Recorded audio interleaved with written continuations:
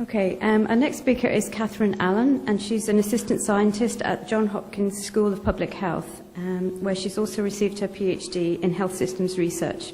Katharine has a regional focus on the Eastern Mediterranean region and has completed a Fulbright grant in the Sultanate of Oman. And so Katharine's going to speak to us today on the burden of non-communicable diseases in the United Arab Emirates, understanding health differentials by nationality status in a demographic unique population. Okay, Thank you. Thank you. Good morning, everyone. I did this on a Mac, so I have a feeling that the text is going to be a bit off, but bear with me. But as our lovely moderator said, we're going to move a little bit farther east in terms of the Eastern Mediterranean region to the United Arab Emirates. We'll be looking at NCDs in the context of the very distinct demographic population mix that exists in that country. Whoops. Here we go. So just a quick outline. We'll start off with a very brief background on the UAE, move into the conceptual approach that was used for this specific study.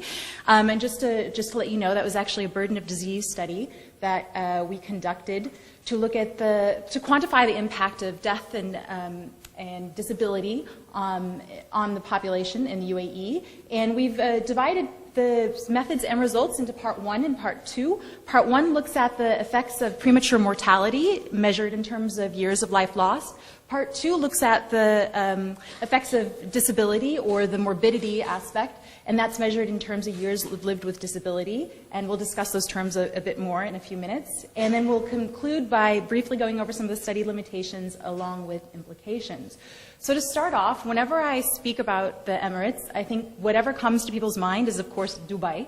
And they think of Burj Khalifa, and they think of huge, massive buildings in the sort of desert oasis. But what they don't think about is the fact that the UAE is home to two very distinct and disparate populations. One is the nationals, who are citizens of the UAE and enjoy all the benefits of living in a welfare state, such as free access to education, free access to healthcare. And then there's the other sort of 80 to 90%, depending on how you count, portion of the population that is migrants or expats. And so today, for the next 15 minutes, we'll be focusing on the health differentials experienced by these two populations within the context of NCDs. So just briefly, I wanted to touch on the geopolitics of the UAE. I'm sure we're all familiar with where it's located, but I think it's important to note that the UAE is divided into 7 emirates, which are sort of loosely federated together. And this has important implications for the type of regulatory agencies that exist there. So Dubai, which of course is outlined in the blue, is the second largest emirate in terms of the population and size. Abu Dhabi, which is outlined in sort of red-orange, is the largest in terms of population and land size. And then you have the 5 northern emirates, which are found surrounded in the green. And the reason I'm discussing this is while there is a Ministry of Health that does operate at the national level, ostensibly it pretty much exclusively deals with healthcare services delivered in the 5 northern emirates. It deals with some health providers in Dubai, but both Abu Dhabi and Dubai have their own regulatory authorities. So all of the reporting goes back to them. They regulate all of their healthcare facilities. So there's no actual national or standardized central point. And that's important in terms of the data that we used for our study, so you can understand where that data is coming from. So the UAE, the really interesting part about the UAE is when you look at the population. So here in gray, we have the nationals, again, which are citizens of the UAE. And you have sort of a heavy base population pyramid with a large population below the age of about 20. It's not too different from some of the other countries that we see in the Eastern Mediterranean region. But there are only about 1 million citizens or nationals in the UAE. That leaves about another maybe 80 to 90% of people, and those are migrants or expats. And I think what should come to your mind when you see that is there's a severe demographic imbalance here. If you look at the migrants, which are outlined in blue, you see there's almost a 3-to-1 ratio in terms of males, at least for male migrants to male nationals. And most of these migrants are between the ages of about 15 or 20 to 40. And I'm sure we all have friends and family that work in the UAE, but they all work as professionals.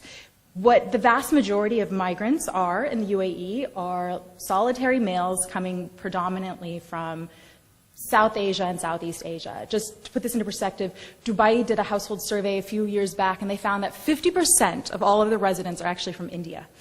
So that should give you an idea of what the population looks like here, and why I think it's important that we should look at the health and the demographics in terms of migrants versus nationals. So that brings me to the conceptual approach which we utilized for the study, which was conduct a burden of disease analysis, which is similar to the global burden of disease study, which I'm assuming that most of you are familiar with. To summarize it briefly, it's a systematic and comprehensive approach to quantifying the burden of specific diseases and injuries within a population. And in doing so, it gives you sort of a common metric for measuring the impact of both mortality and morbidity on a population. And this is done with years of life lost, years lived with a disability, and then disability-adjusted life years. And one of the reasons why we decided to use this approach is that it also allows for comparisons both across within populations. So it's very much suited for this sort of a demographic situation. So in terms of DALYs, or disability-adjusted life years, conceptually what you want to do is you want to measure for a population the burden of disease and injury, and that is quantified in terms of DALYs, which consist of years of life lost and years lived with disabilities. So conceptually, years of life lost is basically measuring the effect of premature mortality on a population. It's saying that the age that someone dies is important, and that can tell you something about about the mortality. Additionally, years lived with disability looks at how do you quantify the effects of non-fatal health events, which is a little bit more difficult than mortality. So traditionally what you've done is you've looked at incidence of a disease times the duration times the disability weight. Now, a disability weight is something that sort of quantifies the health state or the health impact of being in less than perfect health. So it quantifies the effect of having diabetes or having suffered a stroke. Most recently, and I'm sorry, the text is a bit off, the Global Burden of Disease study has moved to looking at prevalence times disability weights as opposed to incidence times duration. So for this study, we actually looked at prevalence times disability weights. It looks pretty simple, but in actuality, it's a little bit more complicated because you can do age weighting, you can do discounting, there's lots of fancy things you can do, but ostensibly that's what they are. So we used a three-part approach. One was calculating the years of life lost. We did that by cause, age group, sex, and nationality for the base year of 2010. Part two was calculating years lived with disability, again, age, cause, sex, nationality. And then part three was constructing them together for DALYs. But since we have time constraints, we're going to look at parts one and part two today. So to move into looking at the mortality associated with living in the UAE. The methods were we relied on global burden of disease study methods and the WHO guidelines for conducting national burden of disease studies. We did a review of all the available UAE mortality data for the year 2010, and then we developed an all-cause mortality envelope and then created a cause of death list. Ultimately, we used data from the Ministry of Health because this is the only data source that actually included all deaths from Abu Dhabi, Dubai, and the 5 Northern Emirates. Cross-checked them, and we ended up with 50 causes of death. Did, again, data consistency checks, review of any unspecified deaths, which was a problem, and redistributed those deaths. You can do complex algorithms, but what is also commonly done is just a proportional distribution by age group, sex, and nationality. And then we calculated YLLs. And in line with this year, or last year's rather, Global Burden of Disease report, we did not age weight, we did not discount. So for the UAE total years of life lost, that's again years lost due to premature mortality, it was about a little under 300,000 years of life lost, migrants accounting for 73% versus nationals accounting for 27%. Migrants, the breakdown was 21% for female, 79% for males, which is pretty much in line with the population breakdown for migrants. What was interesting is for nationals, we didn't see that at all. It was skewed towards males. So there's sort of two take-home messages from this. Nationals account for 27% of all YLLs, but only 16% of the population. And that males account for 63% of all of the years of life lost for nationals, but they're only 51% of the population. So that means they're experiencing proportionately more death than females.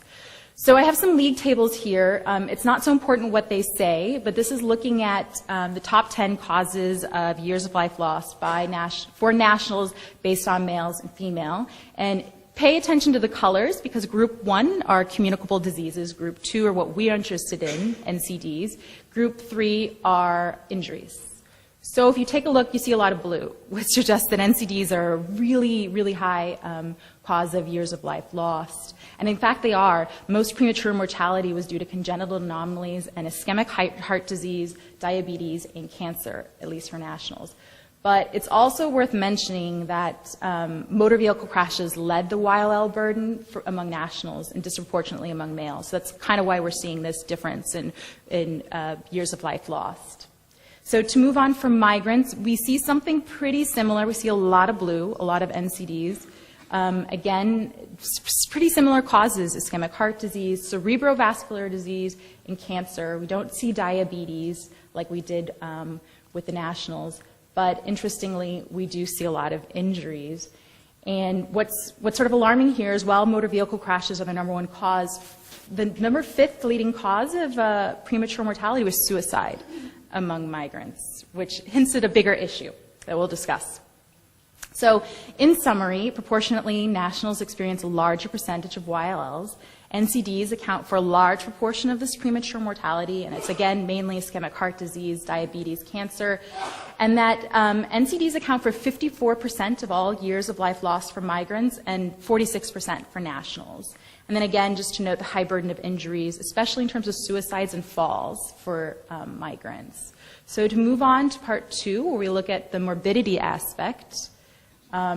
Methods here were a bit more complex, but again, they relied on the global burden of disease study. We also used some methods employed by the New Zealand burden of disease study. We did a review of available morbidity data, which is a little bit harder. It's not like deaths. It's very hard to count and quantify that.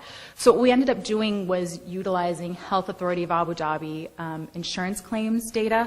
The Health Authority of Abu Dhabi instituted, it was a few years back, mandatory health insurance for all residents. And they estimate that it's about 95% coverage. And so you can go back and track through claims and disaggregate them by member numbers and ostensibly come up with some prevalence estimates. And ultimately, we came up with a list of 150 disease and injuries. And we utilized 2 approaches, which I won't go into. I'm happy to discuss in more detail if you'd like later, but different approaches for non-injury conditions and one for injuries. And then we did some uncertainty analysis because we were using essentially health claims data and we were only using data from Abu Dhabi. We made the assumption that the morbidity experience in Abu Dhabi was at least symbolic, emblematic, or representative of what was experienced elsewhere in the country.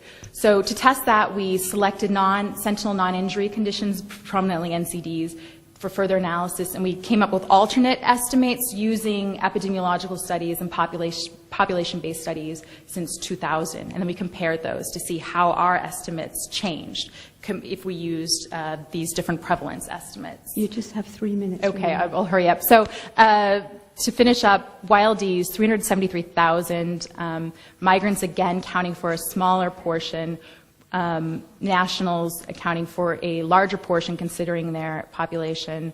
And then also, you can't see here, but female migrants account for a very low proportion of the morbidity, only 16%, yet they make up 23% of the population. So in terms of the specific YLDs, again, looking at it by groups, you can see a lot of blue. So a lot of NCDs, predominantly low back and neck pain, diabetes, COPD, asthma, and skin diseases. Also worth noting, injuries were high on this list. Looking at migrants, again, a lot of blue. It's very similar to what we saw with the nationals, diabetes, COPD, low back and neck pain, and again, really high injuries. So for the alternate estimates, we could see that it looks like, at least for some of the non-communicable diseases, the true burden is either underestimated or overestimated. So if you look, you can see that especially for like anxiety disorders and mental health disorders, our estimates are probably much lower than what actually exists in the population. Conversely, for some other ones like asthma, some went down if we use alternate estimates, some went up. So ours is probably somewhere in the middle of what is true. So in summary, again, proportionately migrants experience a lower burden, and that NCDs and injuries are the leading causes of YLDs, and that non-communicable diseases account for 71% of migrant years lived with disability and 72% of national, and that we appear to be underestimating certain non-communicable diseases, especially for mental health conditions. Because if you think back to, well, there are a lot of suicides among the migrants, why aren't we seeing a lot of mental health issues? But this could also be a reflection of the data source used. A lot of the health plans offered to migrants or expats don't include access to mental health care. So that could be what's going on. So in terms of study limitations, we weren't able to analyze the validity of the cause of death data. We used the morbidity data only from Abu Dhabi. We didn't have any data on nationality by SES, by socioeconomic status, which would have been really interesting. And then we didn't develop local disability weights. But in terms of implications, we see that NCDs are major causes of the disease burden in the UAE, led predominantly by ischemic heart disease, diabetes, and respiratory diseases, and that there's a strong need for NCD-focused interventions for all residents. As far as my knowledge goes, most of the interventions that do exist, like the Waqia program in Abu Dhabi, exist only for nationals, but clearly there's a need for migrants or expats. Injuries are also a major health concern, and that it appears to be the mental health burden is very high but unaddressed, and that migrants have much lower levels of morbidity, and we think that could be due to barriers to actual access in terms of co-pays or physical access to health care, depending on what profession they have. And it leaves us with the question, are migrants actually healthier than nationals, which was kind of surprising, which maybe, yeah, they are. The healthy migrant effect could be one thing. Return migration selection, as you are probably aware, they're very restrictive migration policies to the UAE. And then if you compare them to the health status of the nationals, who have an estimated over 20% prevalence of diabetes, obesity, it's not hard to conceive. Okay. So I'll leave you with that. Sorry. And here are my acknowledgements. Thank you very much. Thank you. Thank you. Thank you. So, in the interest of time again, I'm sorry, I'm the bad cop today. We're going to hold the questions for the next two presentations and then have a discussion right at the end. So if the speakers could remain in the room so that we can ask the questions at the end.